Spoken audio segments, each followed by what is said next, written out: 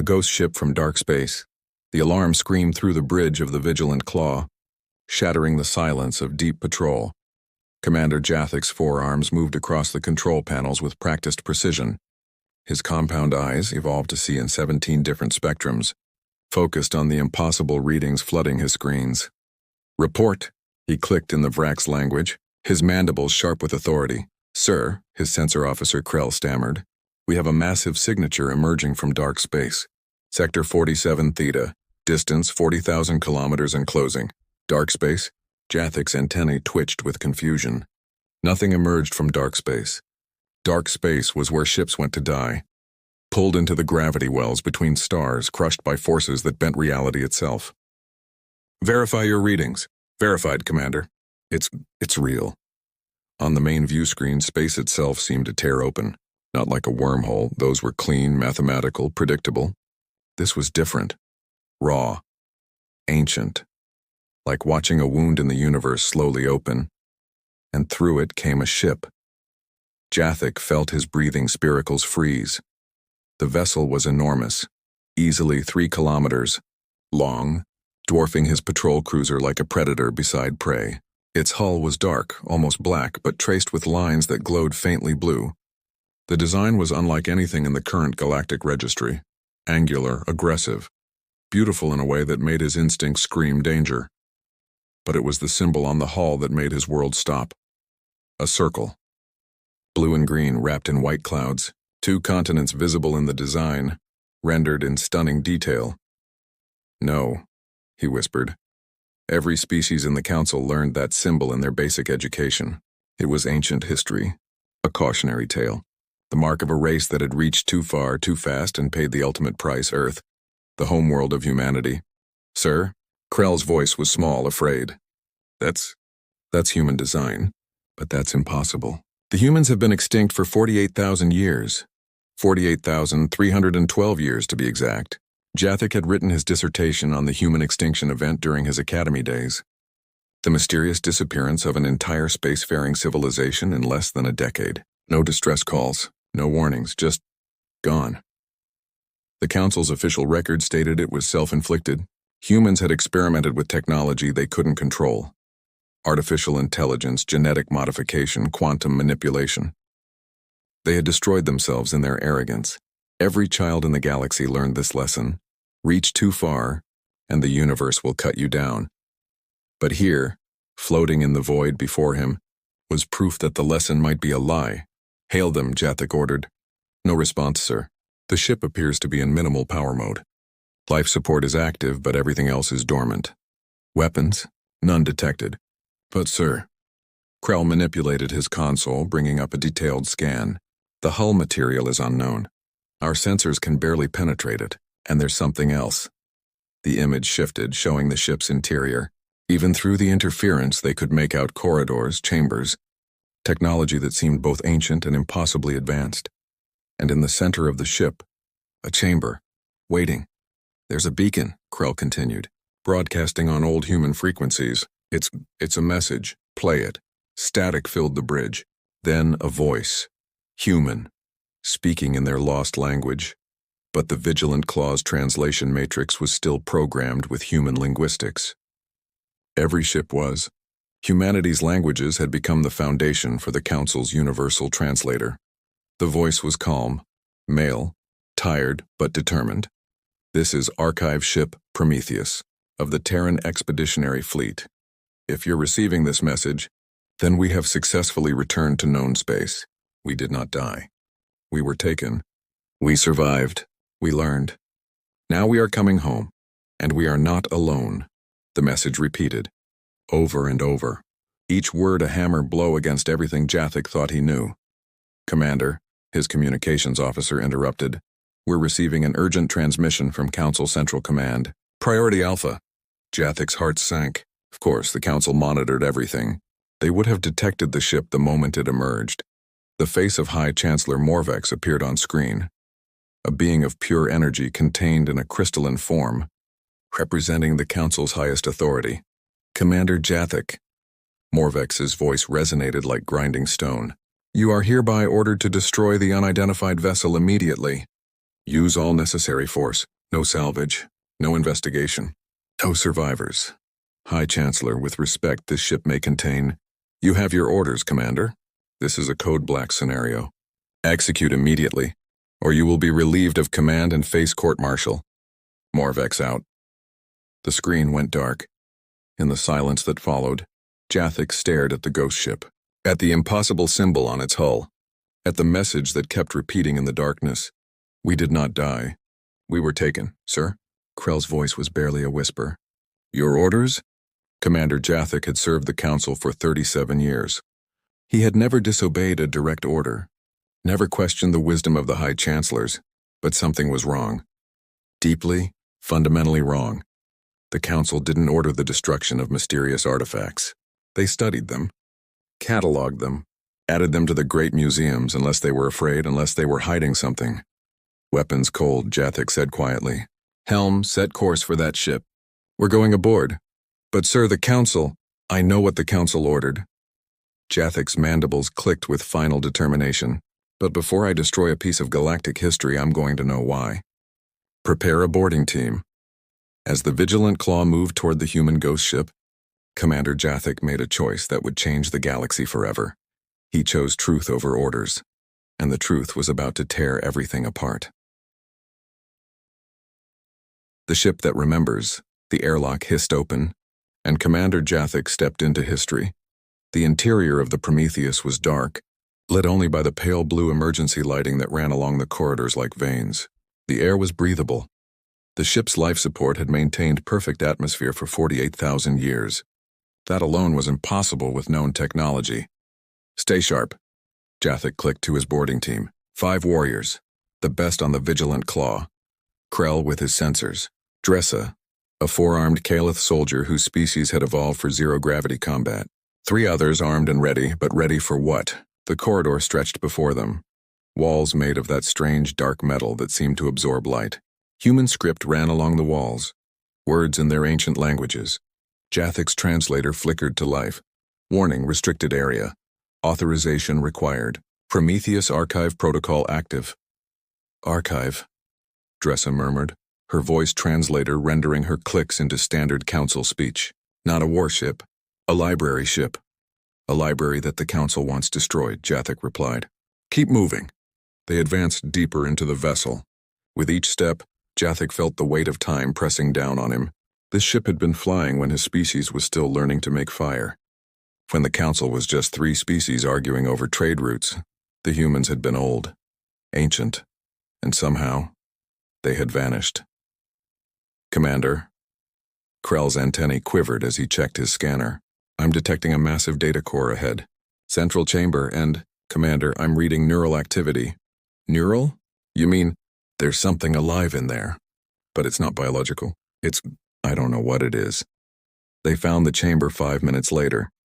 It was enormous. A sphere at the heart of the ship, 50 meters across. The walls were lined with millions of crystalline data nodes, each one glowing softly with inner light. In the center, suspended in some kind of gravity field, floated a sphere of liquid silver. It pulsed. Like a heartbeat by the void, Dressa whispered. What is that? As if answering her question, the silver sphere rippled. The pulse quickened. And then, holographic projectors hidden in the walls flickered to life. An image formed before them, a human. Male, middle-aged by their standards, wearing a simple gray uniform. His eyes were kind but haunted, tired beyond measure. Greetings, the hologram said in perfect Council standard. Its mouth didn't quite match the words. This was real-time translation from human speech. I am Captain Marcus Chen, commander of the archive ship Prometheus. If you're seeing this, it means someone finally found us. Someone finally asked the right questions. The image gestured and the chamber came alive with light. Images appeared all around them. Humans. Thousands of them. Millions. Cities of glass and light. Ships that moved between stars like birds on the wing. A civilization at its peak, spreading across their local stellar cluster. 48,000 years ago, humanity was thriving, Chen continued. We had colonized 400 worlds. We had made first contact with 18 species. Peaceful contact. We shared technology, culture, knowledge. We thought we had found our place in the universe. The images shifted. Dark ships appeared like holes in space itself. Not human design. Not any design Jathik recognized.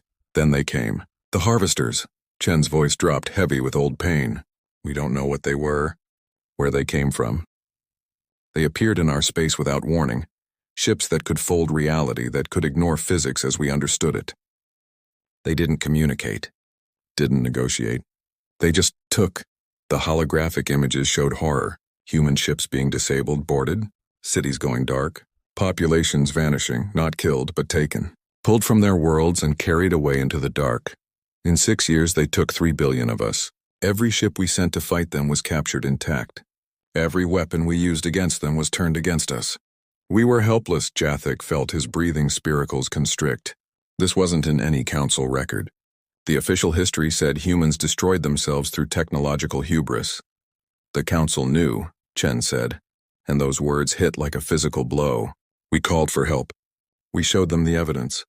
We begged for aid from the species we had befriended, had helped, had shared our discoveries with. The hologram's expression hardened. The council held an emergency session, and they voted. 41 species voted to quarantine human space, to seal it off completely, to declare it a forbidden zone. 7 species voted to help us. Those 7 were censured, their representatives removed from the council. Around the chamber, new images appeared. Council proceedings.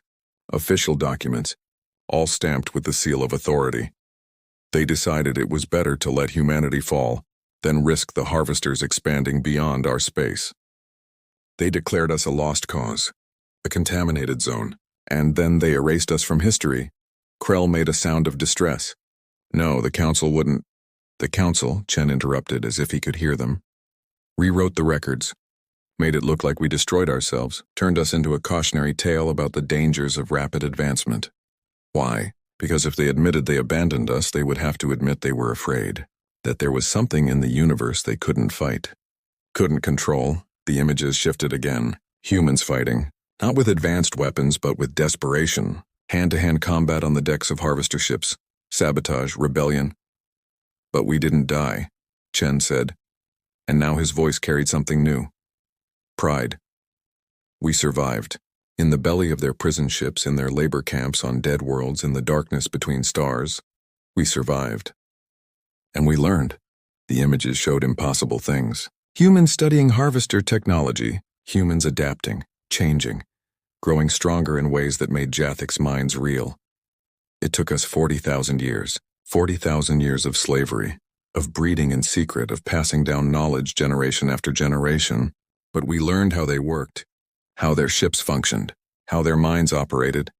The hologram smiled, and it was terrifying. And then we killed them.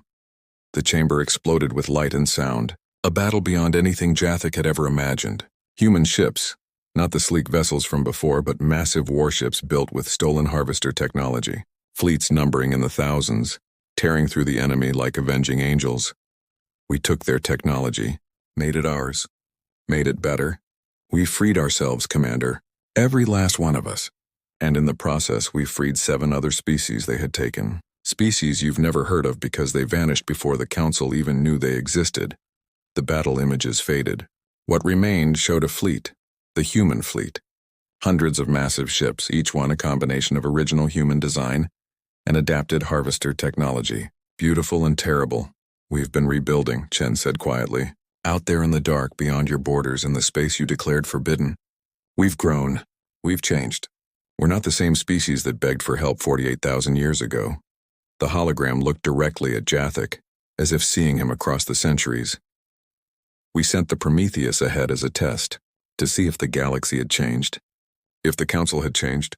And judging by the fact that you're here, that you chose to board instead of destroy, I'd say there's hope. Around the chamber, star maps appeared, not just Council space, but beyond it. Sectors marked restricted, unstable, forbidden, all lies.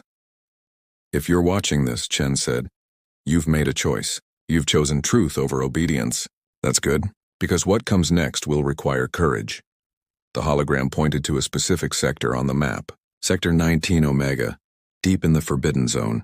These are the coordinates to our rally point, where the fleet waits, where humanity has built its new home. We're coming back, Commander. Not for revenge, though we have the right. We're coming back because this galaxy is still in danger. The harvesters are gone, but they weren't alone. There are things in the dark that the Council doesn't know about. Can't fight. Chen's image began to fade, but we can. We've learned how, and we're offering the Council a choice. The same choice they once denied us. Accept our help. Let us fight alongside you, or stand aside and watch as we protect the galaxy you couldn't. The hologram smiled one last time. Welcome home, Commander. Now you have to decide. Are you going to report this to the Council, or are you going to help us reveal the truth? The image vanished. The chamber fell silent except for the pulse of the silver sphere, the ship's core, its memory, its heart. Jathek stood frozen, his multiple minds processing everything he'd just learned. 48,000 years of lies, a civilization that survived impossible odds, and a threat his people never knew existed. Sir? Krell's voice was small. What do we do? Before Jathek could answer, his communicator screamed to life. Commander Jathek, his ship's communications officer shouted. We have multiple Council warships entering the sector. 20 vessels, sir. They're targeting the Prometheus. Weapons charging. We have 60 seconds before they fire. Jathek looked at the star map. At the coordinates Chen had given them. At the truth floating in holographic light. 60 seconds to decide the fate of the galaxy. Helm. He clicked into his communicator, his voice steady despite his racing hearts. Lock in these coordinates. Sector 19 Omega. And activate the tractor beam, sir.